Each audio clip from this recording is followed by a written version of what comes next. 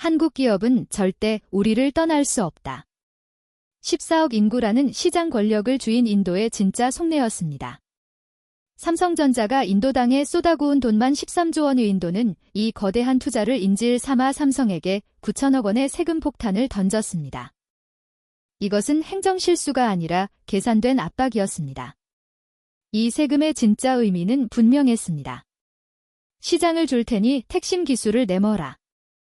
13조 원을 볼모로 벌인 이 오만한 도박은 과연 인도의 뜻대로 끝났을까요? 지금 바로 공개합니다. 어디서 듣고 계신가요? 구독과 좋아요 잊지 마세요. 회의 실문이 열리자마자 라흐메논이 던진 보고서가 책상 위로 미끄러져 들어왔습니다. 삼성전자 인도법인 투자 현황 13조 원이라는 숫자가 첫 페이지에 박혀 있었죠. 저는 그 숫자를 보는 순간 알았습니다. 이 기업은 이제 선택권이 없다는 것을요. 뉴델리 아침 공기는 늘 부였지만 그날따라 더 답답하게 느껴졌던 건 제가 이미 다음 카드를 머릿속에 그리고 있었기 때문입니다.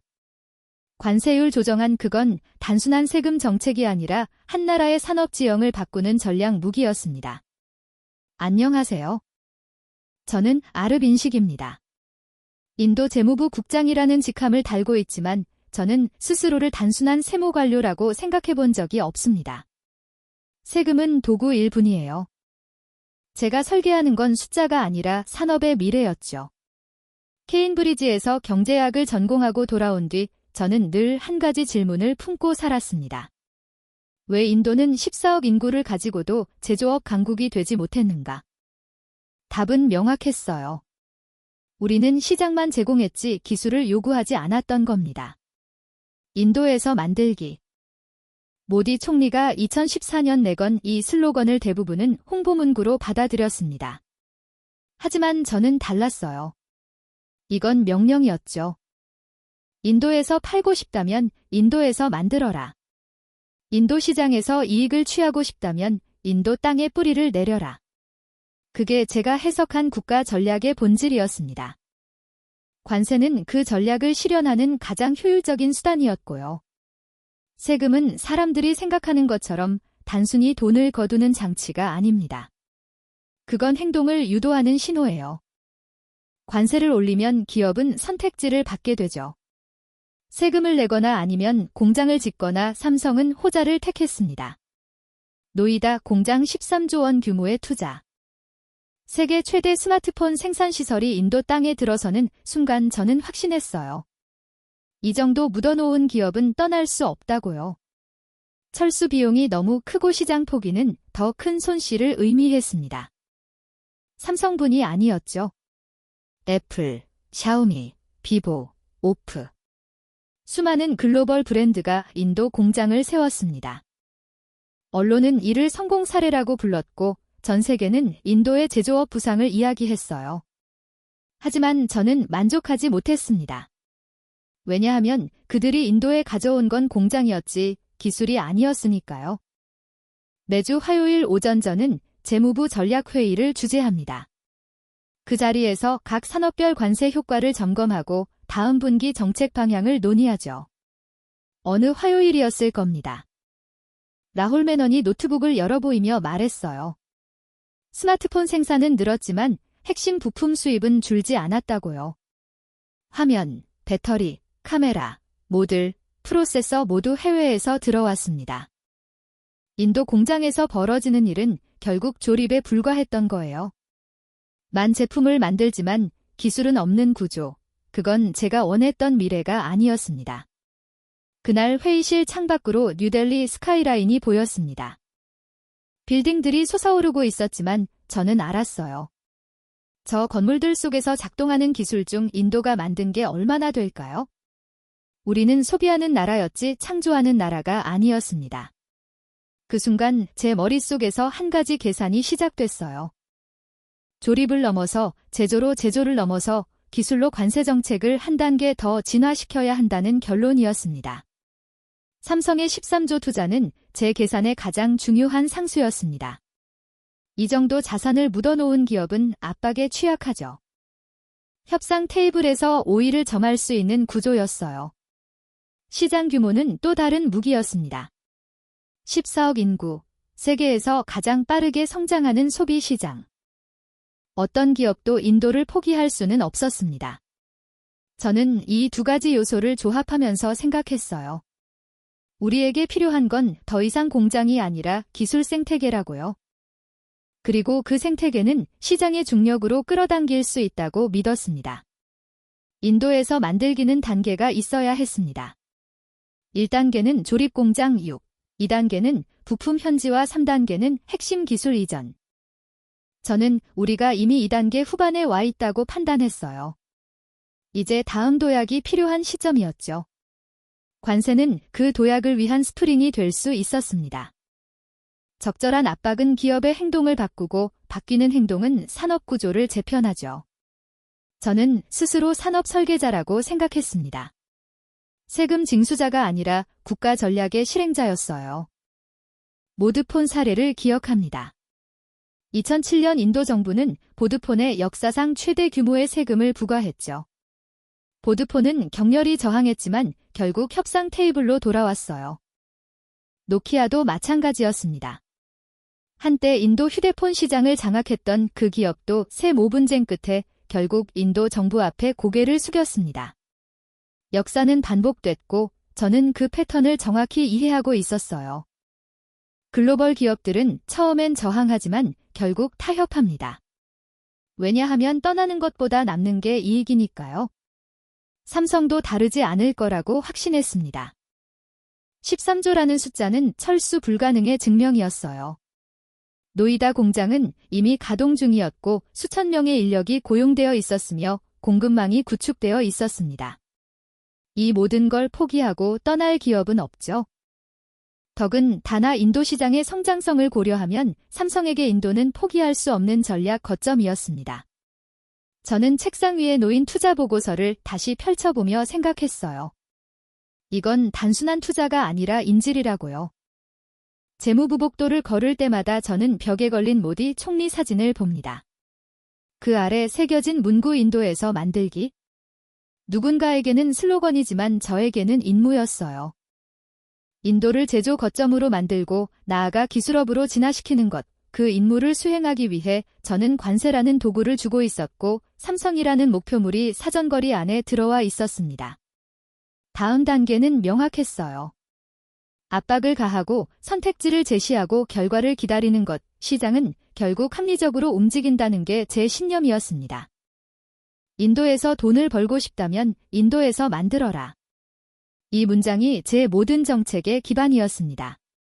그리고 이제 그 문장의 한 줄을 더할 시간이었죠. 인도에서 만들고 싶다면 인도의 기술을 내놓아라. 저는 다음 회의 안건을 머릿속으로 정리하기 시작했습니다. 통신 장비, 특히 무선 장치라는 부품에 주목할 필요가 있었어요. 라울 메논이 제안한 그 아이템은 제 전략을 다음 단계로 밀어붙일 완벽한 수단처럼 보였습니다. 그 무선 장치라는 부품이 제 책상 위에 올라온 건 다음 주 월요일이었습니다. 라울 메논이 가져온 기술 보고서는 생각보다 두꺼웠어요. 5세대 이동통신망 구축 현황, 핵심 부품 수입 의존도, 현지 생산 가능성 분석. 페이지를 넘길수록 저는 한 가지 사실을 확인했습니다. 인도의 통신망은 빠르게 확장되고 있지만 그 속을 채우는 기술은 전부 해외에서 들어오고 있다는 것을요. 무선 장치, 기지국과 안테나를 연결하는 그 작은 상자 하나가 연간 수조 원어치씩 수입되고 있었죠. 저는 그 숫자들을 보면서 오래된 불만이 다시 고개를 들었습니다. 조립만으로는 부족하다는 생각이요. 스마트폰 공장이 늘어날 때도 같은 감정을 느꼈어요. 겉보기엔 화려했죠? 삼성, 애플, 샤오미의 인도 공장 준공식마다 언론은 제조업 강국의 탄생을 외쳤습니다. 하지만 저는 알았어요. 그 공장들이 실제로 하는 일은 부품을 조립해서 상자에 담는 것뿐이라는 거려. 디스플레이는 한국에서, 프로세서는 대만에서, 카메라 모듈은 일본에서 들어왔습니다. 인도 땅에서 벌어지는 건 결국 마지막 단계였어요. 기술이 남지 않는다는 게 가장 큰 문제였습니다. 공장은 언제든 다른 나라로 옮길 수 있지만 기술은 다르죠. 기술이 뿌리내리면 엔지니어가 생기고 연구소가 생기고 생태계가 만들어집니다. 그때서야 진짜 제조업 국가가 되는 거예요. 하지만 인도에는 그런 뿌리가 없었습니다. 우리는 여전히 조립기지에 머물러 있었고 핵심 기술은 늘 다른 나라 손에 쥐어져 있었죠. 제가 관세 정책을 통해 바꾸고 싶었던 건 바로 이 구조였습니다. 브라울 매노는 실무자답게 구체적인 숫자를 좋아하는 사람이었습니다. 그는 무선장치 수입 통계를 화면에 띄우며 설명했어요. 지난 3년간 수입량이 매년 40%씩 증가했고 올해만 3조 원어치가 넘어왔다고요. 그런데 그중 인도에서 제조된 건 단 하나도 없었습니다. 전부 완제품으로 들어왔죠. 삼성, 노키아, 에릭슨 같은 통신 장비 업체들은 인도를 그저 판매 시장으로만 봤어요. 만들 생각은 없었던 겁니다. 저는 나울에게 물었습니다. 왜 이 부품들은 인도에서 만들어지지 않느냐고요? 그의 대답은 예상했던 것이었어요. 기술 장벽이 높고 투자 비용이 크고 무엇보다 기업들이 굳이 그럴 필요를 못 느낀다는 거였죠. 현재 관세율은 부품과 완제품 모두 10%였습니다. 차이가 없으니 기업 입장에서는 본국 공장에서 만들어 들여오는 게 훨씬 편했어요. 품질 관리도 쉽고 공급망도 익숙하고 위험 부담도 적었으니까요.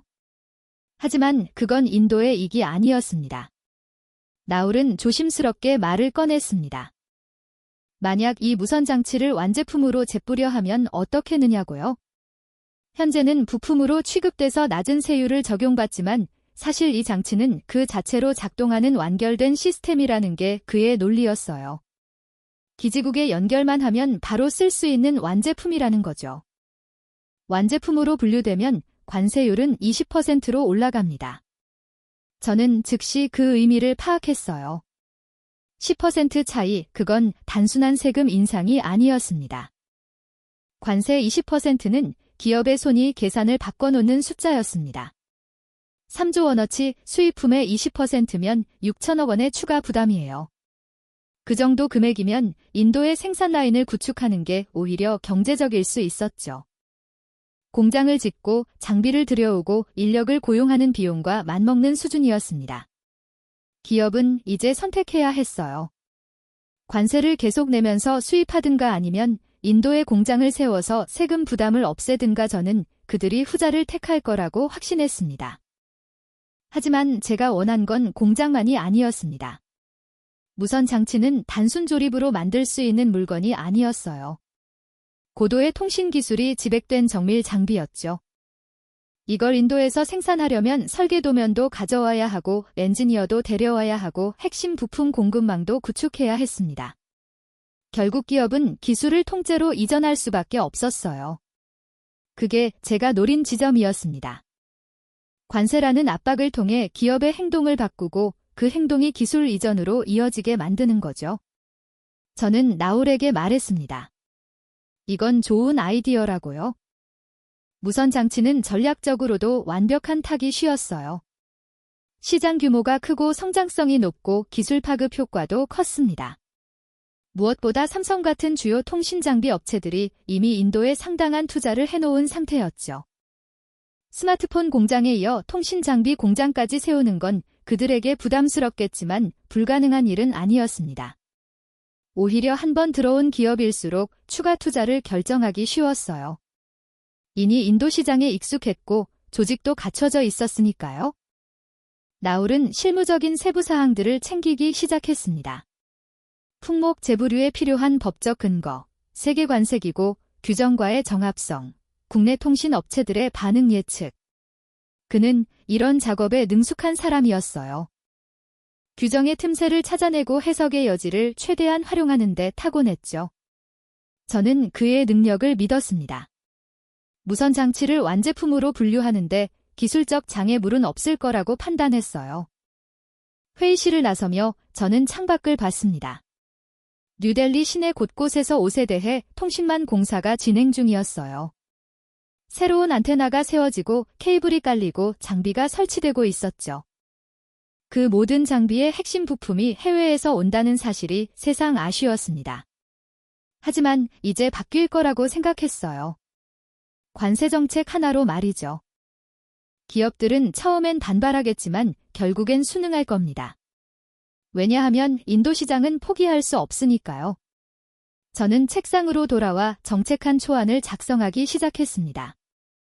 무선 장치의 품목 제부류, 관세율 10%에서 20%로 인상, 시행 시기는 다음 분기 초. 간결했지만 강력한 내용이었어요. 이 한 장짜리 문서가 수조 원짜리 투자를 움직일 거라고 생각하니 묘한 쾌감이 들었습니다. 정책이라는 게 원래 그런 거였죠. 몇 줄의 문장이 산업 전체를 재편할 수 있었습니다. 라울이 마지막으로 한 말이 기억납니다. 이 정책이 통과되면 기업들의 반발이 상당할 거라고요. 특히 삼성 같은 대기업은 강하게 저항할 거라는 예상이었어요. 하지만 저는 걱정하지 않았습니다. 반발은 예상된 수순이었고 저항은 일시적일 거라고 믿었죠. 결국 그들은 계산할 겁니다. 관세를 내는 것과 공장을 짓는 것 중 무엇이 이득인지를요. 그리고 저는 그 계산의 결과를 알고 있었어요. 관세를 내든가 기술을 들여오는가 선택지는 명확했습니다. 그리고 그 선택이 어떤 결과로 이어질지도 분명했어요. 인도에 기술이 들어오는 겁니다. 공장만이 아니라 설계 능력, 제조 노하우, 엔지니어링 역량까지 통째로요. 이건 세금 정책이 아니었습니다. 기술 이전을 강제하는 스위치였죠. 그리고 저는 지금 그 스위치를 결 준비를 하고 있었습니다. 다음 강요 회의에서 이 안건을 상정하면 승인은 문제 없을 거라고 확신했습니다. 인도에서 만들기에 다음 단계 인도의 기술을 남기기가 곧 시작되는 순간이었습니다. 정책안은 예상대로 통과됐습니다. 강요 회의에서 반대 의견은 하나도 나오지 않았어요. 오히려 산업부 장관이 적극적으로 지지했죠. 통신 인프라에 투자하는 기업들이 기술까지 가져오게 만든다는 논리는 누구에게나 설득력 있게 들렸습니다. 회의가 끝나고 복도에서 몇몇 동료들이 축하한다며 어깨를 두드렸어요. 하지만 저는 이제 시작이라는 걸 알았습니다. 진짜 게임은 정책 발표 이후에 벌어질 테니까요. 기업들이 어떻게 반응하는지 그게 중요했습니다. 발표는 조용히 진행됐습니다. 재무부 공식 홈페이지에 공부문이 올라갔고 업계 관계자들에게 이메일이 발송됐죠. 무선통신장치의 품목 제분류 및 관세율 조정 안내.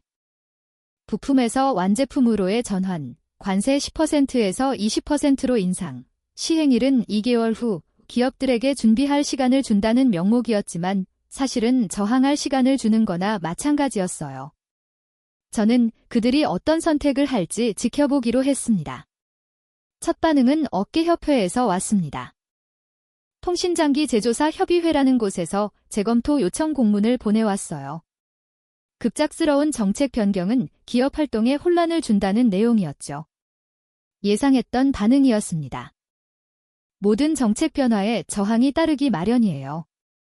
하지만 저는 그 공문을 읽으며 오히려 안심했습니다. 격렬한 항의가 아니라 재검토 요청이라는 건 그들도 이 정책을 되돌릴 수 없다는 걸 알고 있다는 뜻이었으니까요. 삼성은 침묵했습니다. 발표 후 2주가 지났지만 아무런 공식 입장도 내놓지 않았어요. 라울 메노는 그게 이상하다고 말했지만 저는 그렇게 생각하지 않았습니다. 오히려 당연한 수순이었죠. 대기업일수록 신중하게 움직이니까요. 내부 검토를 하고 손익을 계산하고 전략을 짜는데 시간이 필요했을 겁니다. 그 침묵 속에서 저는 이미 답을 읽고 있었어요. 삼성은 지금 어떻게 하면 가장 적은 손으로 이 상황을 넘길 수 있을지 고민하고 있을 거라고요. 제 책상 위에는 과거 사례 보고서들이 쌓여 있었습니다. 인도 정부와 글로벌 기업 간의 세무 분쟁 역사였죠. 2007년 보드폰 사건 당시 인도 정부는 보드폰에 거액의 세금을 부과했습니다. 보드폰은 격렬히 저항했어요. 법정 소송을 걸었고 본국 정부를 동원해 압박했으며 언론을 통해 인도의 투자 환경을 비난했죠. 하지만 결국 어떻게 됐습니까? 몇 년의 공방 끝에 보드폰은 협상 테이블로 돌아왔고 상당 부분 인도 정부의 요구를 받아들였습니다. 노키아도 마찬가지였습니다. 한때 인도 휴대폰 시장 점유율 1위를 달리던 그 기업도 세무 분쟁에 휘말렸죠. 공장 폐쇼를 검토한다는 협박도 해봤고 투자 철수를 암시하기도 했어요. 하지만 끝은 똑같았습니다.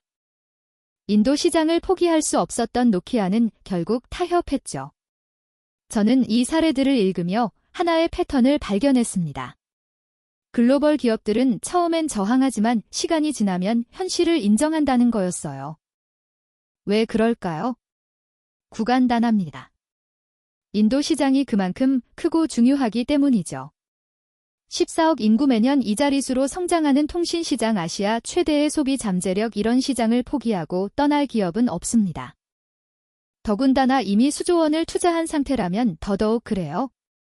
철수 비용도 만만치 않고 경쟁사에게 시장을 내주는 것도 용납할 수 없는 일이었죠. 결국 기업은 남기로 결정하고 남기로 한 이상 인도의 규칙을 따를 수밖에 없었습니다. 삼성의 13조 원 투자가 계속 제 머릿속을 맴돌았습니다. 노이다 공장은 세계 최대 규모였어요. 하루 수만 대의 스마트폰이 생산되고 수천 명이 일하고 거대한 공급망이 작동하고 있었죠. 이 모든 걸 버리고 떠난다는 건 상상할 수 없는 일이었습니다. 그리고 통신장비 사업도 마찬가지였어요. 인도의 5세대 통신망 구축 시장은 향후 10년간 수십조 원 규모로 성장할 전망이었습니다. 이 파일을 포기할 기업은 없을 거라고 확신했죠. 외신 기사들이 나오기 시작했습니다. 인도의 새로운 관세 정책이 글로벌 통신 장비 업체들에게 압박이 되고 있다는 내용이었어요.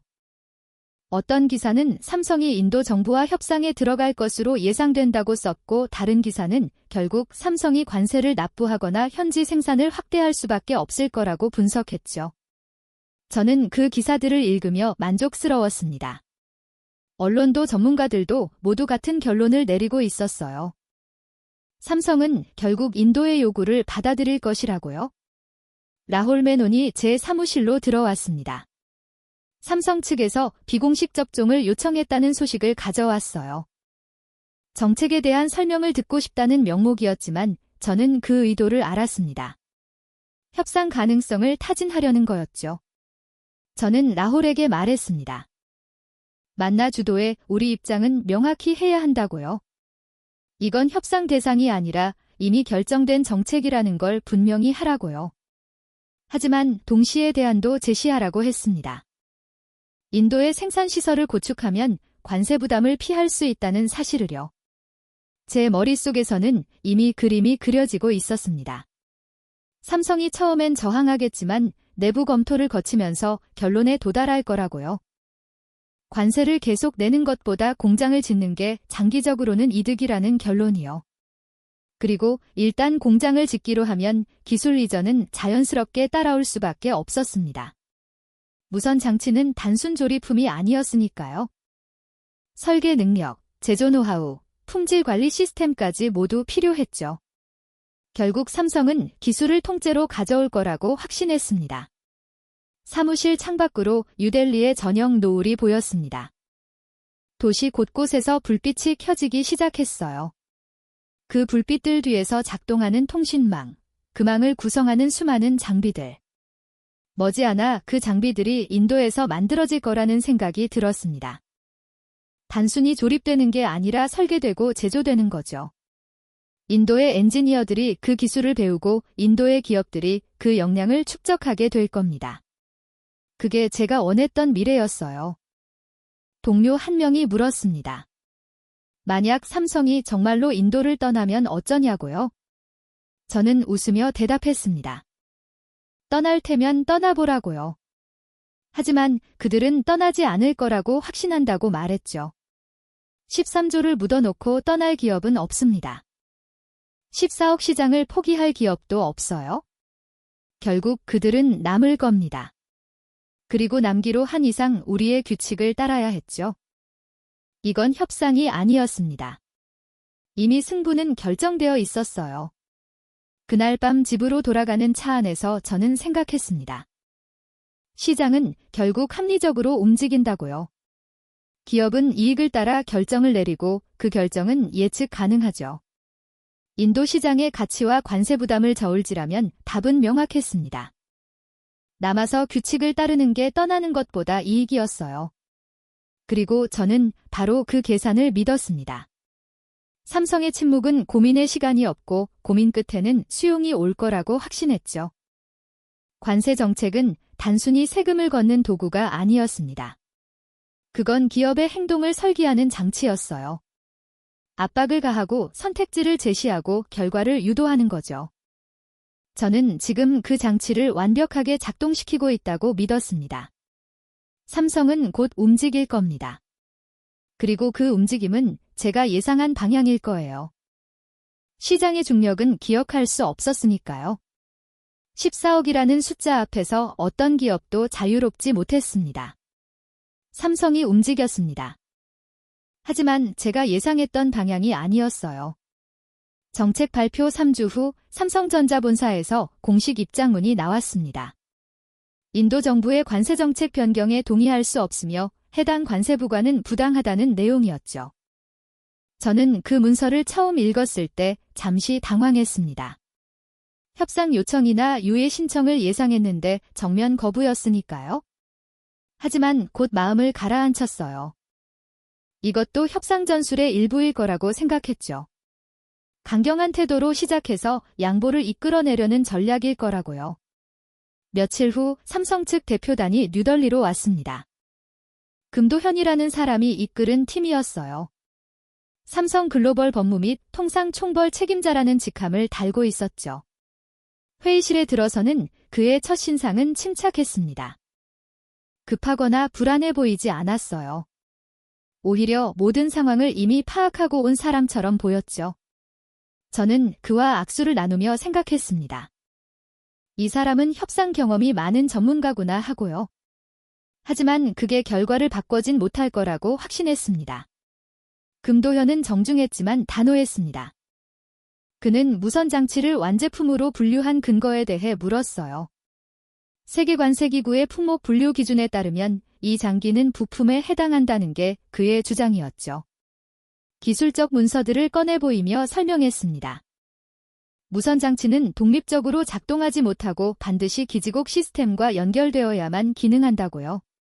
따라서 완제품이 아니라 시스템의 일부 즉 부품이라는 논리였습니다. 저는 그의 설명을 들으며 고개를 끄덕였어요. 일리 있는 주장이었지만 해석의 여지가 있는 영역이었죠. 라울 메논이 반박했습니다. 해당 장비는 별도의 하우징을 가지고 있고 자체 전원 시스템이 있으며 소프트웨어가 탑재되어 있다고요. 이는 완제품의 특성을 충분히 갖추고 있다는 설명이었습니다. 품목 분류는 기술적 판단이 아니라 정책적 판단의 영역이기도 하다고 덧붙였죠. 김도현은 잠시 침묵했습니다. 그리고는 조용히 말했어요. 그렇다면 왜 인도 기업이 수입하는 동일 장비는 여전히 부품으로 분류되고 있느냐고요. 그 질문에 회의실 분위기가 미묘하게 바뀌었습니다. 저는 즉시 답했습니다. 현지 기업의 경우 생산 과정에 직접 투입되는 부품으로 인정될 여지가 있다고요. 하지만 김도현의 표정은 변하지 않았어요. 그는 서류 한 장을 꺼내 테이블 위에 올려놓았습니다. 인도 통신업체가 수입한 무선 장치의 관세 신고서였죠. 삼성이 수입하는 것과 동일한 제품인데 관세율은 10%로 적용되어 있었습니다. 그는 조용히 물었어요. 같은 물건인데 왜 세율이 다르냐고요? 제조사가 다르다는 이유만으로 관세가 2배 차이 나는 게 합리적이냐고 물었습니다. 저는 그 순간 느꼈습니다. 이 사람은 단순히 세금을 깎아달라고 온 게 아니라는 거려. 김도현은 준비된 사람이었어요. 그는 정책의 허점을 이미 파악하고 왔고 그걸 토대로 싸울 준비가 되어 있었죠. 하지만 저는 여전히 여유가 있었습니다. 행정 해석의 문제라고 설명했어요. 개별 케이스마다 적용 기준이 다를 수 있다고요. 중요한 건 앞으로의 방향이지 과거 사례가 아니라고 말했습니다. 김도현은 고개를 끄덕였지만 동의하는 표정은 아니었어요. 오히려 그의 눈빛은 더 날카로워졌습니다. 회의는 2시간 넘게 이어졌습니다. 김도현은 계속해서 질문했고 저희는 계속해서 답했죠. 기술적 근거, 법적 타당성, 정책 목적. 모든 각도에서 논쟁이 벌어졌어요. 하지만 핵심은 단순했습니다. 삼성은 이 관세가 부당하다고 주장했고 저희는 정당하다고 맞았죠. 회의가 끝날 무렵 김도현이 마지막으로 물었습니다. 협상 가능성이 있느냐고요? 저는 명확히 답했습니다. 정책은 이미 결정되었고 시행될 것이라고요. 다만 인도의 생산시설을 구축한다면 관세 부담을 피할 수 있다고 덧붙였죠. 김도현은 잠시 생각하는 듯 했습니다. 그리고는 말했어요. 검토해보겠다고요. 하지만 그의 목소리에는 확신이 없었습니다. 저는 그게 긍정적 신호라고 받아들였어요. 결국 그들도 선택지가 제한적이라는 걸 깨닫고 있다는 뜻이었으니까요. 회의를 마치고 그들이 나간 후 라훌 메놈이 물었습니다. 어떻게 될 것 같으냐고요? 저는 웃으며 대답했습니다. 결국 그들은 받아들일 거라고요.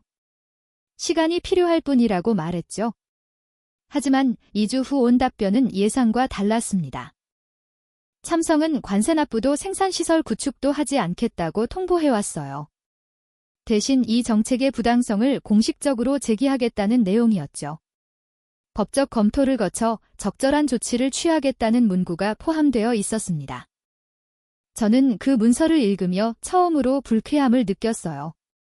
이건 협상 전술이 아니었습니다. 진짜 거부였죠. 동료들과 긴급회의를 소집했습니다. 삼성의 대응을 어떻게 해석해야 하는지 논의했어요. 누군가는 그들이 시간을 끌고 있는 것뿐이라고 했고 다른 이는 압박을 더 강화해야 한다고 주장했죠. 하지만 저는 다른 생각이 들었습니다. 혹시 우리가 뭔가 놓친 게 있는 건 아닐까 하는 의문이었어요. 13조 투자, 14억 시장, 이 모든 계산이 맞는데 왜 삼성은 굴복하지 않는 걸까요? 라훌 메놈이 보고서를 가져왔습니다. 김도현이라는 사람에 대한 배경 조사였어요. 글로벌 통상 분쟁 전문가이고 여러 나라 정부와 협상 경험이 많으며 특히 원칙을 중시하는 스타일이라는 내용이었죠. 그는 단기적 손실을 감수하더라도 장기적 기준을 지키려는 경향이 있다고 했습니다. 저는 그 보고서를 읽으며 생각했어요. 어쩌면 이 사람은 다른 계산을 하고 있는 건 아닐까 하고요. 김도현의 거부는 단순한 협상 전술이 아니었습니다. 그는 이 정책을 관세 인상이 아니라 기술 이전 강의로 보고 있었어요. 그리고 그게 국제 규범에 어긋난다고 판단했죠.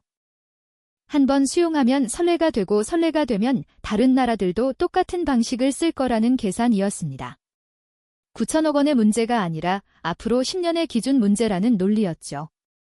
저는 처음으로 불안을 느꼈어요. 이 사람은 시장 논리가 아니라 원칙의 논리로 움직이고 있었습니다. 그의 메시지는 명확했습니다. 이번에 내면 다음은 더 클 거라는 거였죠. 삼성은 지금 당장의 손해보다 미래의 기준을 지키려 하고 있었어요. 저는 회의실 창밖을 바라보며 생각했습니다. 과연 그들이 얼마나 버틸 수 있을까? 14억 시장 앞에서 원칙만으로 얼마나 겨울 견딜 수 있을까요? 회의실에서 동료 한 명이 물었습니다. 그래도 결국 그들은 인도를 떠날 수 없지 않느냐고요. 저는 고개를 끄덕였지만 예전만큼 확신이 서지 않았습니다. 금도현이라는 변수가 제 계산을 흔들고 있었어요. 그는 떠날 수 없다는 걸 알면서도 굴복하지 않을 준비가 되어 있었죠. 마치 장기전을 각오한 것처럼 보였습니다. 저는 책상에 앉아 삼성의 투자 보고서를 다시 펼쳤습니다. 13조 원 노이다. 공장 수천 명의 인력. 숫자는 여전히 명확했어요. 하지만 금도현은 이 숫자들을 다르게 읽고 있었습니다. 투자가 클수록 더 버텨야 한다는 논리였죠. 지금 굴복하면 그 13조가 인질이 되고 앞으로 계속 같은 방식으로 압박당할 거라는 계산이었어요. 저는 처음으로 제 논리에 의문을 품었습니다. 과연 시장의 중력만으로 충분할까요? 하지만 여전히 저는 믿었습니다. 시간이 지나면 결국 현실을 받아들일 거라고요. 기업은 이상이 아니라 이익으로 움직이니 그러니까요. 금도현이 아무리 원칙을 주장해도 손실이 계속되면 타협할 수밖에 없을 겁니다.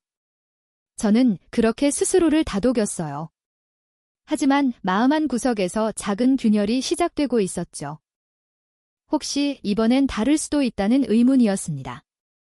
시장 논리와 원칙 논리가 충돌할 때 과연 어느 쪽이 이길까요? 저는 아직 답을 몰랐습니다. 금도현의 거부 이후 저는 압박 수위를 조정했습니다. 직접적으로 지시하지 않아도 인도 행정 시스템은 알아서 움직였어요.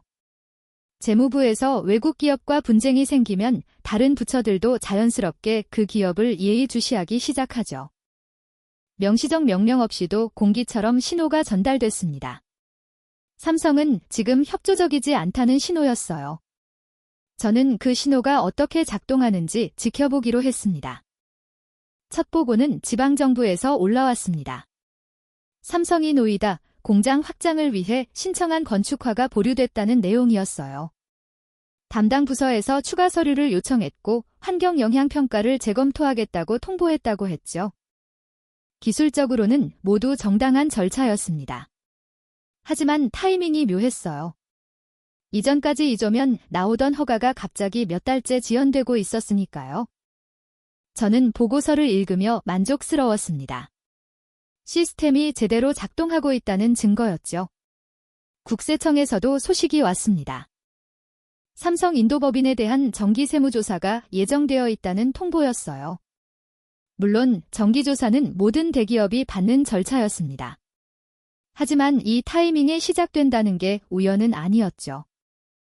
조사가 시작되면 최소 몇 달은 걸릴 겁니다. 장부를 전부 뒤지고 직원들을 인터뷰하고 과거 거래를 재검토하는 과정이 시작될 거예요. 설사 문제가 없어도 그 과정 자체가 기업에겐 부담이었습니다. 저는 고개를 끄덕였어요.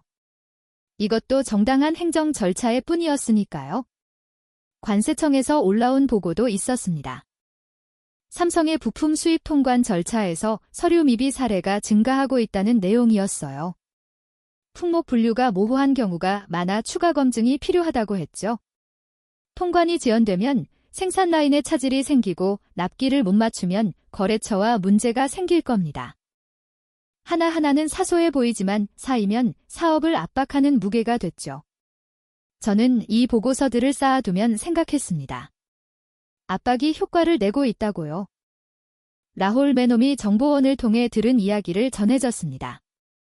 삼성 인도법인 내부 분위기가 심상치 않다는 소식이었어요. 현장 직원들이 불안해하고 있고 특히 박성호라는 인도법인 책임자가 본사에 여러 차례 긴급 보고를 올리고 있다고 했죠. 인허가 지연과 세무조사 통관 문제가 동시에 터지자 현장이 감당하기 힘들어하고 있다는 내용이었습니다. 저는 그 말을 듣고 속으로 웃었어요. 드디어 균열이 시작됐구나 싶었죠. 며칠 후 더 구체적인 정보가 들어왔습니다. 삼성 내부에서 의견 대립이 벌어지고 있다는 소식이었어요.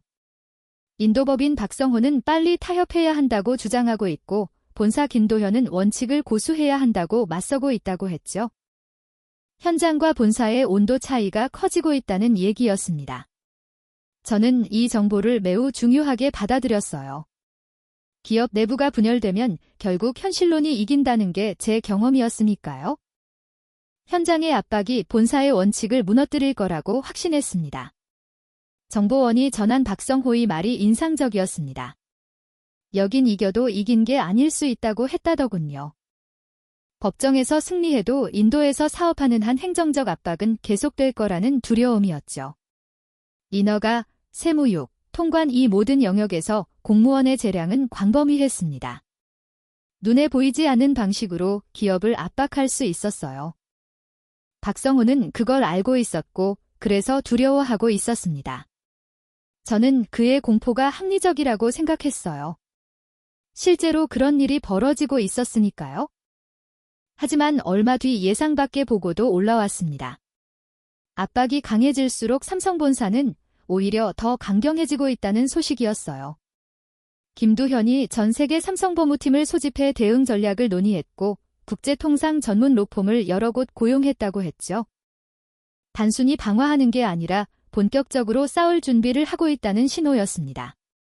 저는 이 보고를 받고 당황했어요. 압박이 굴복을 만들 거라고 예상했는데 오히려 저항을 강화하고 있었으니까요. 라홀메 놈이 물었습니다. 압박을 더 강화해야 하고 해야 하는 거 아니냐고요? 저는 잠시 망설였습니다. 더 강하게 누르면 부러질까요? 아니면 더 단단해질까요? 인도 법인은 두려워하고 있지만 삼성 본사는 각오를 다지고 있었어요.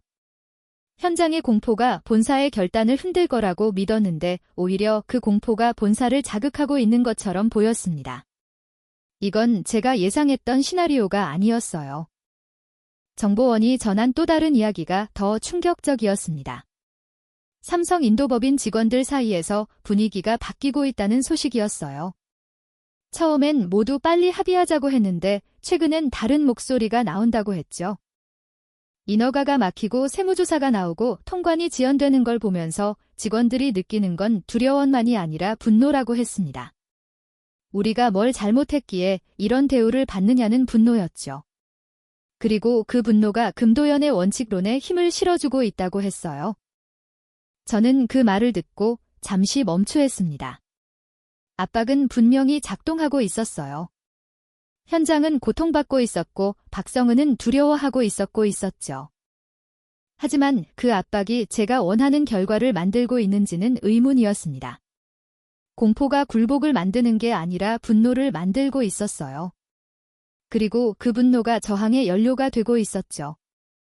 언제까지 고개를 숙일 것인가? 이 질문이 삼성 내부에서 확산되고 있다는 보고였습니다. 동료 한 명이 물었습니다. 현지 삼성법인이 설득할 가능성은 없느냐고요. 저는 고개를 저었어요. 정보를 종합해보면 그럴 것 같지 않았습니다. 분명 두려워하고 있었지만 그게 회사 전체의 입장을 바꾸진 못할 것 같았어요. 오히려 삼성본사가 주도권을 잡고 있었고 현장의 공포조차 그의 논리를 강화하는 재료가 되고 있었습니다. 이렇게 압박받으면서도 싸우겠다는 건 그만큼 이 싸움이 중요하다는 뜻이었죠. 라홀 메론이 다시 물었습니다. 그럼 어떻게 할 거냐고요? 저는 잠시 생각했습니다. 압박을 멈출 순 없었어요. 지금 물러서면 인도 정부의 위신이 손상될 테니까요. 하지만 압박만으로 이길 수 있을 때 지도 확신이 서지 않았습니다. 삼성은 예상보다 단단했고 금도연은 예상보다 지교했어요. 그리고 박성우의 공포조차 역설적으로 그들의 결의를 다지는 역할을 하고 있었죠. 저는 책상 위에 쌓인 보고서들을 다시 펼쳤습니다. 인허가 지연 세무조사 통보 통과 문제 모두 정당한 행정 절차였어요. 하지만 동시에 압박이기도 했죠. 법과 압박 사이 어딘가에서 저는 줄타기를 하고 있었습니다. 그리고 그 줄타기가 예상보다 위험하다는 걸 깨닫고 시작했어요. 현장의 공포가 본사의 굴복으로 이어질 거라는 제 계산이 틀렸을 수도 있었습니다. 오히려 그 공포가 더 강한 저항을 만들고 있었으니까요. 밤늦게 사무실을 나서며 저는 생각했습니다. 이 싸움이 제가 예상했던 것보다 훨씬 복잡하다는 거요. 시장 논리와 원칙 논리가 충돌하고 현장의 공포와 본사의 결의가 뒤엉키고 압박과 분노가 서로를 키우고 있었습니다. 저는 여전히 이길 거라고 믿었지만 이제 확신의 무게가 예전 같지 않았어요. 박성호의 두려움은 진짜였지만 그 두려움만으로는 충분하지 않았습니다. 삼성은 두려워하면서도 싸우고 있었고 그게 가장 위험한 상대였습니다. 압박이 예상대로 작동하지 않는다는 불안감 속에서 저는 다음 수를 고민하고 있었습니다. 그런데 상황이 급변했어요. 삼성 측에서 공식 문서를 보내왔습니다. 제목부터 심상치 않았죠. 인도 관세 정책의 차별적 적용에 대한 이해 제기였습니다.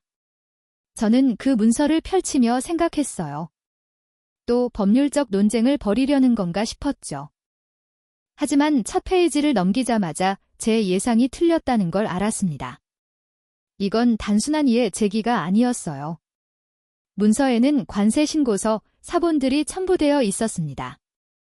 같은 무선 장치를 수입한 여러 케이스의 신고서였죠.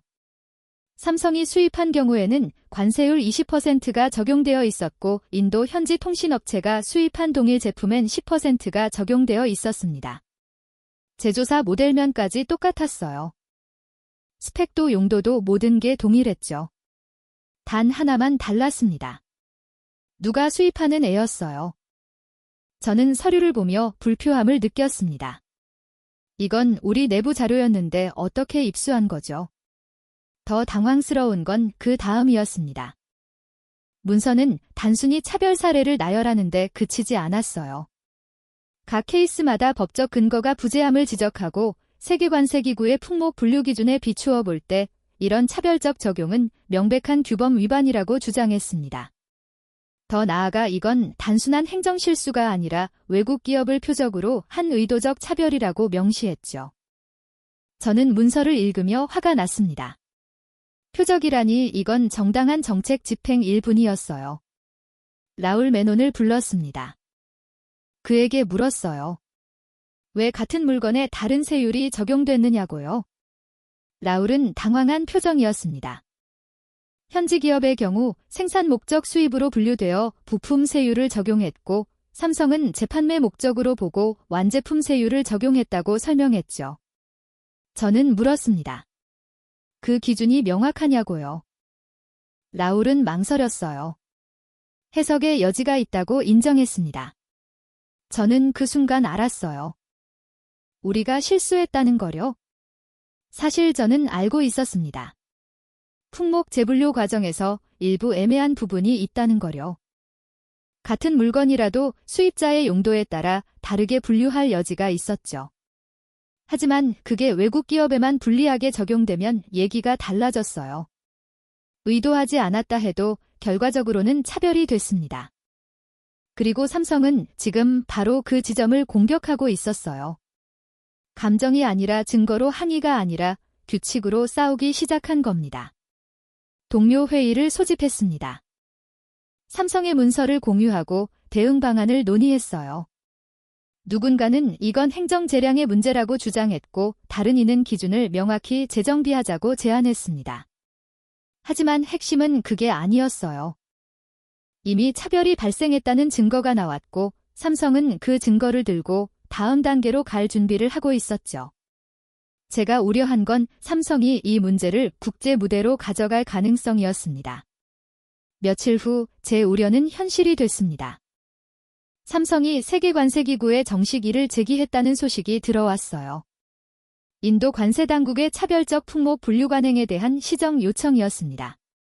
저는 그 소식을 듣고 당혹스러웠어요. 일이 예상보다 훨씬 빠르게 그리고 크게 번지고 있었죠. 이제 이건 인도 정부와 삼성 사이의 문제가 아니었습니다. 국제 규범과 국가 주권의 문제가 되어버렸어요. 삼성의 전략이 보이기 시작했습니다. 그들은 처음부터 이 싸움을 감정의 영역에서 규칙의 영역으로 옮기려 했던 거예요. 압박에 굴복하는 대신 차별의 증거를 모으고 있었죠. 인허가가 막히고 세무조사가 나올 때도 그들은 단순히 두려워하기만 한 게 아니었습니다. 패턴을 기록하고 증거를 쌓고 논리를 구축하고 있었어요. 그리고 이제 그 모든 걸 국제 무대에 내놓은 겁니다. 제가 가장 불쾌했던 건 삼성이 우리의 논리를 뒤집어 사용하고 있다는 점이었습니다. 저희는 시장 권력으로 기업을 압박했어요. 13조 투자와 14억 시장을 근거로 삼았죠. 하지만 삼성은 국제규범으로 국가를 압박하기 시작했습니다. 세계관세기구 규정과 차별금지 원칙을 근거로 삼았어요. 권력 대 권력의 싸움에서 규범 대 관행의 싸움으로 구도가 바뀐 겁니다. 라홀 메논이 물었습니다. 세계관세기구에서 어떻게 대응할 거냐고요? 저는 잠시 생각했습니다. 우리에게도 논리는 있었어요. 품목 분류는 각국 관세당국의 고유 권한이고 개별 케이스의 특성에 따라 다르게 적용될 수 있다고 주장할 수 있었죠. 하지만 문제는 증거였습니다. 삼성이 제시한 관세 신고서들은 명백했어요. 같은 물건 다른 세율. 이걸 합리적으로 설명하기가 쉽지 않았습니다. 외교부에서 연락이 왔습니다. 세계관 세기국원으로 각국 대사관에서 문의가 들어오기 시작했다는 소식이었어요. 인도의 관세 정책이 차별적이라는 삼성의 주장에 대해 입장을 묻는 거였죠. 저는 그제야 상황의 심각성을 실감했습니다. 이건 단순히 한 기업과의 분쟁이 아니었어요. 인도의 통상 정책 전반에 대한 신뢰 문제로 비화되고 있었습니다. 제 책상 위에 쌓인 서류들을 다시 봤습니다. 정책 초안, 법적 검토 의견, 각 부처 협의 문서 모두 완벽해 보였어요. 하지만 삼성이 찾아낸 건 서류가 아니라 현실이었습니다. 실제로 관세가 어떻게 적용됐는지, 누가 혜택을 받고 누가 불이익을 받았는지 그 현실 앞에서 우리의 논리는 설득력을 잃고 있었죠. 동료 한 명이 말했습니다. 차라리 기준을 통일하면 되지 않느냐고요. 모든 무선장치에 20%를 적용하든지 아니면 모두 10%로 낮추든지 하자고 했어요. 저는 고개를 저었습니다. 이미 늦었어요. 차별이 발생한 시전부터 지금까지의 기록은 지울 수 없었죠. 그리고 기준을 바꾼다는 건 우리가 틀렸다는 걸 인정하는 셈이었습니다. 그건 인도 정부의 위신에 타격을 줄 거예요. 며칠 후 또 다른 소식이 들어왔습니다.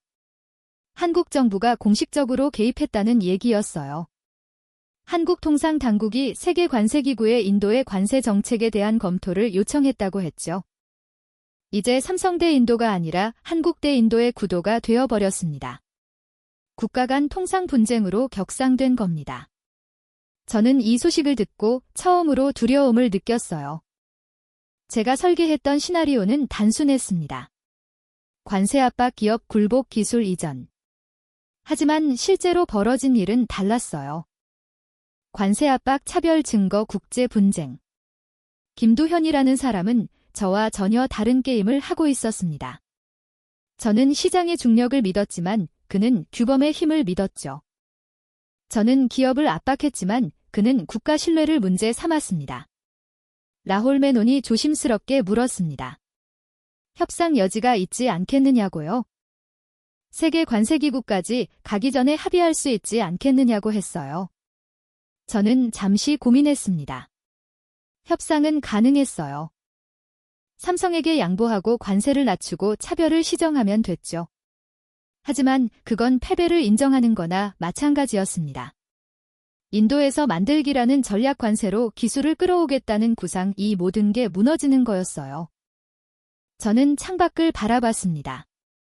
뉴델리의 오브 햇살이 부역에 들어왔어요. 며칠 전까지만 해도 저는 이 싸움에서 이길 거라고 확신했습니다. 시장 권력은 기억할 수 없다고 믿었죠. 하지만 이제 상황이 바뀌었습니다. 삼성은 시장을 떠날 수 없지만 그렇다고 굴복하지도 않았어요. 내 신싸움의 무대를 바꿔버렸죠. 인도당에서 세계 무대로, 권력의 영역에서 규범의 영역으로요. 제 머릿속에 김두현의 말이 떠올랐습니다. 이번에 내면 다음은 더 클 거라는 그의 논리요. 저는 그때 그 말을 단순한 변명으로 들었어요. 하지만 이제 이해가 됐습니다. 그는 9천억 원을 지키려는 게 아니었어요. 앞으로 수십 년간 적용될 기준을 만들려 했던 겁니다. 한 번 차별을 증명하면 그게 선례가 되고 선례는 규칙이 되죠.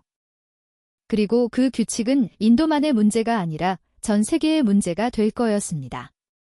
저는 책상 위의 문서를 다시 펼쳤습니다. 삼성이 제출한 차별 증거들이었어요. 같은 물건, 다른 세율이, 단순한 사실 하나가 제 모든 전략을 위협하고 있었습니다. 시장의 중력보다 강한 게 있다는 걸 처음 알았어요. 규범의 무게였죠. 그리고 그 무게는 이제 제 어깨 위로 내려앉고 있었습니다. 라울이 다시 물었습니다. 세계관세기구에 뭐라고 답변할 거냐고요? 저는 잠시 침묵했습니다. 솔직히 확신이 서지 않았어요. 우리가 옳다고 주장할 수 있을까요? 아니면 차별을 인정하고 시정해야 할까요? 어느 쪽을 선택하든 대가가 있었습니다. 전자는 국제 신뢰를 잃는 것이고 후자는 정책 실패를 인정하는 거였죠. 저는 답을 내리지 못한 채 말했습니다. 일단 법무팀 의견을 들어보자고요. 하지만 속으로는 알고 있었어요. 이 싸움의 주도권이 이미 넘어갔다는 거려. 세계관세기구 회의 참석 통보를 받은 건 한 달 후였습니다. 인도 대표단을 이끌고 제네바로 가야 한다는 지시였어요. 저는 그 통보를 받고 불쾌했습니다. 이건 인도의 내정 문제인데 왜 국제 무대에서 해명해야 하는 거죠? 관세 정책은 주권 국가의 고유 권한이었어요. 하지만 외교부는 달리 생각했습니다. 이미 83개국이 이 안건이 관심을 표명했고 한국이 공식 검토를 요청한 이상 회피할 수 없다고 했고 그렇죠. 저는 마지막에 준비해 들어갔습니다. 대표단을 꾸렸습니다. 라홀 메논 법무팀 변호사 2명 그리고 외교부에서 파견된 젊은 사무관 아니카 샤르마가 포함됐어요. 아니카는 처음 보는 얼굴이었습니다. 외교부가 왜 그녀를 보냈는지 물었더니 국제통상 규범 전문가라고 했죠. 저는 별 기대 없이 받아들였어요. 어차피 이 회의는 형식적 절차일 거라고 생각했으니까요. 우리 입장을 설명하고 질의응답 몇 번 하고 끝날 거라고 예상했습니다. 제네바행 비행기 안에서 발표 자료를 검토했습니다. 인도의 관세 정책 목적 품목 분류의 기술적 근거, 개별 케이스의 특수성. 논리는 탄탄해 보였어요. 하지만 아니카가 조심스럽게 물었습니다. 같은 제품에 다른 세율을 적용한 명확한 기준이 있느냐고요. 저는 짜증이 났습니다. 그건 행정 재량의 문제라고 답했죠. 아니카는 더 이상 묻지 않았지만 그녀의 표정은 확신에 차 있지 않았어요. 제네바 회의장에 도착했을 때 저는 처음으로 긴장했습니다. 생각보다 훨씬 많은 나라 대표단이 참석해 있었어요. 한국은 당연했고 예상 밖으로 일본, 독일, 미국 대표도 보였습니다. 심지어 동남아시아 몇몇 국가 대표들도 있었죠. 이 사안에 왜 이렇게 많은 나라가 관심을 갖는지 이해가 안 됐어요. 라울에게 물었더니 이게 선례가 되면 다른 나라도 비슷한 방식으로 외국 기업을 압박할 수 있기 때문이라고 했습니다. 저는 그 제약에 달았어요. 이건 인도만의 문제가 아니라는 거려. 회의가 시작됐습니다.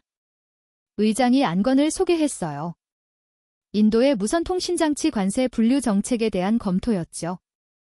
한국 대표가 먼저 발표했습니다. 그들은 차분하게 증거를 제시했어요. 동일 제품의 관세 신고서, 기술사양서, 제조사 인증서, 모든 자료가 한 가지를 증명했습니다. 같은 물건이라는 사실이요. 그런데 인도는 수입자에 따라 다른 세율을 적용했다고 지적했죠. 저는 그 발표를 들으며 불편했습니다. 마치 우리가 잘못을 저지른 것처럼 말하고 있었으니까요. 제 차례가 왔습니다. 저는 준비한 자료를 펼쳤어요. 인도의 산업정책 목표를 설명했습니다. 제조업 육성이 국가전략이고 관세는 그 수단이며 품목 분류는 정책 목적에 따라 달라질 수 있다고 주장했죠. 무선장치가 생산 공정에 투입되는 부품인지 재판매를 위한 완제품인지는 맥락에 따라 판단해야 한다고 강조했습니다. 발표를 마쳤을 때 저는 꽤 설득력 있게 말했다고 생각했어요.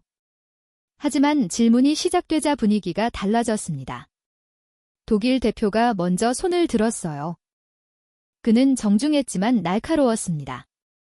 생산 목적과 재판매 목적을 구분하는 명확한 기준이 문서화되어 있느냐고 물었죠. 저는 대답했습니다. 관세 당국의 개별 판단에 따른다고요? 독일 대표가 다시 물었어요. 그렇다면 왜 인도 기업은 모두 부품으로 분류되고 외국 기업은 완제품으로 분류되느냐고요. 우연치고는 패턴이 너무 명확하지 않느냐고 했습니다. 일본 대표도 질문했습니다. 제품의 기술적 사양이 동일한데 수입자가 다르다는 이유만으로 품목 분류가 달라지는 게 세계관색이고 규정에 부합하느냐고 물었어요. 저는 반박했습니다. 품목 분류는 제품 자체뿐 아니라 용도도 고려해야 한다고 주장했죠. 하지만 일본 대표는 고개를 저었습니다. 용도는 사후 활용의 문제이지 품목 분류의 기준이 될 수 없다고 반박했어요. 미국 대표의 질문이 가장 곤욕스러웠습니다. 그는 단도직입적으로 물었어요. 이 정책의 진짜 목적이 제조업 육성입니까? 아니면 외국 기업에 대한 기술 이전 강요입니까? 저는 순간 당황했습니다. 그건 너무 직설적인 질문이었어요. 저는 부인했죠. 이건 정당한 산업정책이란 기업이라고 강조했습니다. 하지만 미국 대표는 계속 밀어붙였어요. 그렇다면 왜 현지 기업은 예외를 받느냐고, 이건 명백한 차별 아니냐고 물었습니다. 회의장 분위기가 제게 불리해지고 있었습니다. 저는 필사적으로 설명했어요. 14억 인구, 급성장하는 시장, 제조업 육성의 필요서. 하지만 그런 말들은 회의장에서 힘을 발휘하지 못했습니다. 여기엔 시장도 없고 인구도 없었어요. 오직 규칙만 있었죠. 그리고 그 규칙 앞에서 제 논리는 설득력을 잃고 있었습니다. 휴식 시간에 아니카가 조용히 말했습니다. 상황이 좋지 않다고요. 각국 대표들이 인도의 설명을 신뢰하지 않는 것 같다고 했어요. 특히 차별 패턴이 너무 명확해서 우연이나 행정 재량으로 설명하기 어렵다고 했죠. 저는 짜증이 났습니다. 그럼 어떻게 하라는 거냐고 물었어요. 아니카는 망설이다 말했습니다. 차별을 인정하고 시정 방안을 제시하는 게 나을 수도 있다고요. 저는 화를 냈습니다. 그건 패배를 인정하는 거라고요. 오후 세션이 제기됐습니다. 이번엔 더 많은 나라에서 질문이 쏟아졌어요. 같은 질문이 반복됐습니다. 같은 물건인가? 왜 세율이 다른가? 기준이 뭔가? 저는 같은 답변을 반복했죠. 하지만 반복할수록 제 목소리는 힘을 잃어갔습니다. 회의장의 시선이 느껴졌어요. 그들은 제 말을 믿지 않고 있었죠. 한국 대표가 마지막 발언을 했습니다. 그는 차분하게 말했어요. 이 사안의 핵심은 간단하다고요. 제품이 같은가 다른가, 만약 같다면 세율도 같아야 한다고 했죠. 만약 다르다면 인도 정부가 그 차이를 기술적으로 증명해야 한다고 강조했습니다. 그리고 지금까지 인도는 그 증명을 하지 못했다고 지적했어요. 저는 그 말을 들으며 무력감을 느꼈습니다. 그가 옳았으니까요. 회의가 끝나고 회의장을 나서는데 아니카가 말했습니다. 이 싸움이 생각보다 크다고요. 단순히 관세 분쟁이 아니라 국제통상 질서의 문제가 됐다고 했어요. 인도가 여기서 밀리면 앞으로 다른 나라들도 비슷한 정책을 쓰기 어려워질 거라고 했죠. 반대로 인도가 버티면 국제 신뢰에 타격을 받을 거라고요. 저는 그녀의 말을 듣고 처음으로 두려움을 느꼈습니다. 이건 제가 통제할 수 있는 범위를 넘어선 일이었어요. 호텔로 돌아와서 라훌과 대책을 논의했습니다. 그는 걱정스러운 표정이었어요. 회의 분위기가 예상보다 훨씬 나쁘다고 했죠. 각국 대표들이 인도 편을 들어줄 것 같지 않다고 했습니다. 저는 물었어요. 그럼 어떻게 되는 거냐고요? 라훌은 조심스럽게 답했습니다. 아마 권고 결정이 나올 거라고요. 인도의 관세 분류가 부적절하다는 판단이 나올 가능성이 높다고 했죠. 뉴델리로 돌아가는 비행기 안에서 저는 생각했습니다. 이 싸움을 어떻게 끝날 것인가? 계속 버티면 국제 신뢰를 잃고 굽히면 정책 실패를 인정하는 겁니다. 어느 쪽을 선택해도 제가 지는 거였어요. 금도현이라는 사람이 처음부터 노렸던 게 바로 이 상황이었을지도 몰랐습니다. 인도 땅에서는 이길 수 없으니 세계 무대로 끌고 간 거죠. 그리고 그 무대에서는 권력이 아니라 규칙이 지배했습니다. 저는 비로소 깨달았어요. 이 게임에서 저는 애초에 불리한 위치에 있었다는 거요. 세계관세기구의 최종회의 소집 통보를 받은 건 제네바에서 돌아온 지 한 달 후였습니다. 권고 결정을 발표한다는 내용이었어요. 저는 그 통보를 보며 마지막 희망을 품었습니다. 혹시 우리 편을 들어줄 수도 있지 않을까 하는 기대였죠. 인도는 개발도상국이고 제조업 육성은 정당한 국가 목표이며 선진국들이 과거에 썼던 방식을 우리도 쓸 권리가 있다고 생각했어요. 하지만 비행기에 오르는 순간 그 희망이 얼마나 허약한지 알고 있었습니다. 이번엔 대표단이 더 컸습니다. 재무부 차관까지 함께 했어요. 이 사안의 중요성을 정부가 인식하고 있다는 신호였죠. 하지만 저는 그게 오히려 불길하게 느껴졌습니다. 큰 인물이 온다는 건 큰 결과를 예상한다는 뜻이었으니까요. 차관은 비행기 안에서 저에게 물었어요. 승산이 어떻냐고요? 저는 솔직히 답할 수 없었습니다. 모르겠다고 말하는 대신 최선을 다하겠다고 답했죠. 제네바 회의장은 지난번보다 더 많은 사람들로 가득했습니다. 83개국 대표가 참석했다는 안내를 들었어요.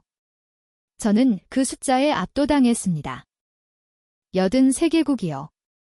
거의 전 세계가 이 문제에 관심을 갖고 있다는 뜻이었죠. 회의장에 들어서자 한국 대표단이 보였습니다. 김두현도 있었어요. 그는 저를 보고 가볍게 고개를 숙였습니다. 적대적이지 않은 그저 예의를 갖춘 인사였죠. 하지만 저는 그 인사조차 불표했습니다. 마치 이미 이긴 사람의 여유처럼 느껴졌으니까요.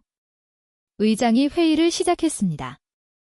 지난 회의 이후 각국에서 제출한 의견서를 검토했고 기술위원회의 분석도 완료됐다고 했어요. 이제 최종 결론을 발표하겠다는 말이었죠. 저는 긴장했습니다. 손에 땀이 났고 심장이 빠르게 뛰었어요. 옆에 앉은 남을 매년도 경직된 표정이었습니다. 아니카는 노트를 펼쳐놓고 펜을 주고 있었지만 그녀의 손도 미세하게 떨리고 있었죠. 의장이 문서를 읽기 시작했습니다. 차분하고 건조한 목소리였어요.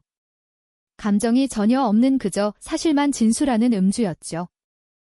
첫 번째 질문, 인도가 분류한 무선 장치가 기술적으로 동일한 제품인가? 기술위원회의 답변은 명확했습니다.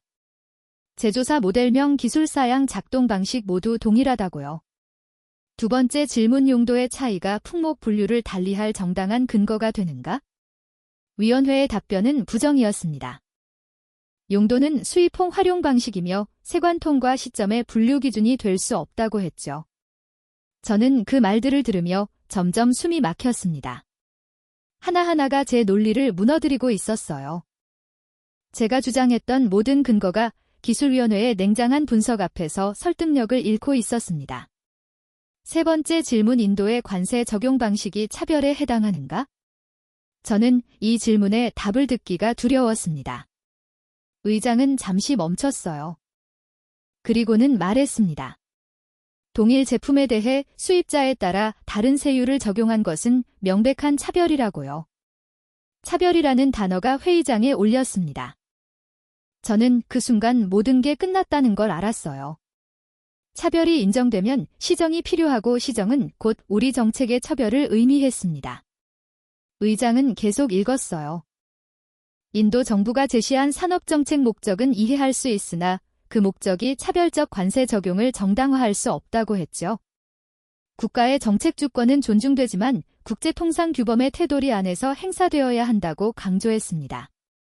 의장이 최종 권고안을 발표했습니다. 인도는 무선 통신장치에 대한 관세 분류를 재검토해야 한다고요. 동일 제품에 대해서는 동일한 세율이 적용되어야 하며 현재의 차별적 관행은 시정되어야 한다고 했죠.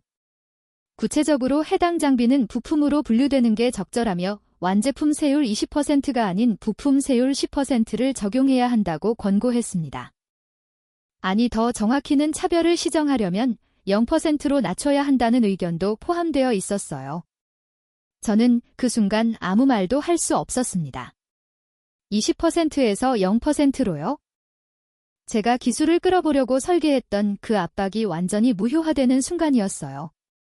관세를 내든가 기술을 들여오든가 하라던 제 논리가 국제 기준 앞에서 붕괴되고 있었습니다. 의장은 말을 이었어요.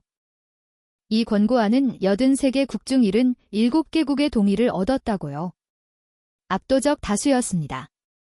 의장이 인도 대표단에게 발언 기회를 줬습니다. 차관이 일어났어요. 하지만 그가 할 수 있는 말은 많지 않았습니다. 인도 정부는 이 권고를 심각하게 받아들이겠다고 내부 검토를 거쳐 적절한 조치를 취하겠다고 말했죠. 저항도 반박도 없었어요. 이미 게임은 끝났으니까요. 차관이 앉자 라울이 제게 속삭였습니다. 이제 어떻게 하느냐고요? 저는 대답하지 못했습니다. 입이 열리지 않았어요. 회의가 끝나고 회의장을 나섰는데 금도연구와 마주쳤습니다. 그는 말했어요. 좋은 결과가 나왔다고 생각한다고요? 이제 양측 모두 규칙에 따라 움직일 수 있게 됐다고 했습니다. 저는 그에게 아무 말도 하지 않았어요. 할 말이 없었으니까요. 그는 다시 한번 고개를 숙이고 지나갔습니다. 저는 그의 뒷모습을 보면 생각했어요. 이 사람은 처음부터 이 결말을 예상하고 있었구나 하고요. 호텔로 돌아와 혼자 앉아 있었습니다. 창밖 제네바의 밤은 여전히 맑았어요. 하지만 제 안은 온통 어두웠습니다. 떠날 테면 떠나봐 결국 남아있을 거야. 제가 했던 그 말이 머릿속을 맴돌았어요. 저는 시장의 중력을 믿었습니다. 14억 인국 13조 투자 이 숫자들이 삼성을 붙잡을 거라고 확신했죠.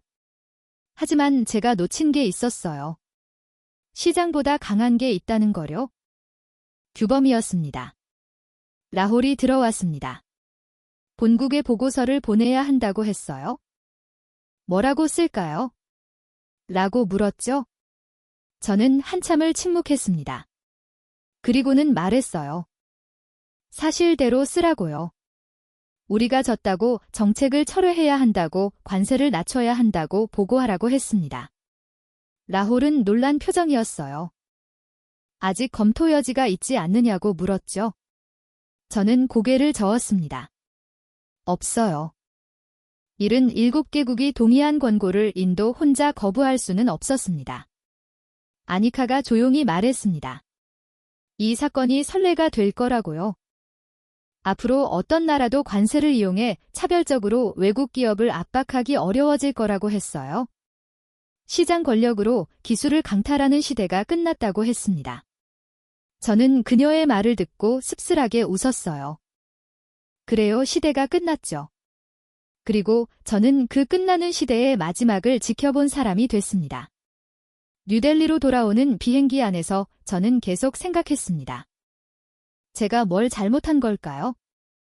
전략이 틀렸을까요? 아니면 시대를 잘못 읽은 걸까요? 모드폰도 노키아도 결국 굴복했는데 왜 삼성은 달랐을까요? 그리고 답을 찾았어요. 달라진 건 삼성이 아니라 세상이었습니다. 과거행 시장 권력이 통했지만 이제는 규범이 더 강했어요. 과거행 국가가 기업을 압박할 수 있었지만 이제는 국제사회가 국가를 견제했습니다. 제목으로 출근한 첫날 복도를 걸었습니다. 벽에 걸린 모디 총리 사진이 보였어요. 그 아래 새겨진 문구 인도에서 만들기. 저는 그 문구를 보며 생각했습니다. 우리는 여전히 만들고 싶어 해요. 기수도 갖고 싶고 제조업도 키우고 싶죠. 하지만 방법이 틀렸습니다. 압박으로는 안 됐어요. 차별로도 안 됐고요. 이제는 다른 방식을 찾아야 했습니다. 책상에 앉아 서류를 펼쳤습니다. 관세율 조정안 철회 문서였어요. 무선 통신장치의 세율을 20%에서 10%로 하니 궁극적으로는 0%로 낮추는 내용이었죠. 제가 올렸던 세율을 제 손으로 다시 내리는 순간이었습니다. 펜을 들었지만 한동안 서명하지 못했어요. 이 서명은 단순한 정책 변경이 아니었습니다. 제 전략의 실패를 공식적으로 인정하는 행위였으니까요. 결국 저는 서명했습니다. 다른 선택지가 없었어요. 서명을 마치고 펜을 내려놓는 순간 이상하게도 마음이 가벼워졌습니다. 하셨다는 걸 인정하니 더 이상 싸울 필요가 없었죠. 압박도 계산도 전략도 이제 의미가 없었어요. 게임은 끝났고 승자는 정해졌으며 저는 그저 결과를 받아들이면 됐습니다. 창밖을 바라봤습니다. 뉴델리의 오후 햇살이 푸옇게 들어왔어요. 도시는 여전히 움직이고 공장은 여전히 돌아가고 삼성도 여전히 인도에 남아있을 겁니다. 하지만 이제 그들은 제 압박 때문이 아니라 시장 기회 때문에 남을 거예요. 기수도 강요가 아니라 협력으로 가져올 겁니다. 제가 원했던 결과는 아니지만 어쩌면 더 나은 방식일지도 몰랐습니다. 저는 더 이상 아무 말도 하지 않았습니다. 동료들이 물어도 언론이 취재 요청을 해도 저는 침묵했어요. 할 말이 없었으니까요. 시장의 권력으로 기술을 길들이려 했던 제 계산은 83개국의 판단 앞에서 무너졌습니다. 그리고 그 무너진 자리에는 침묵만 남았습니다.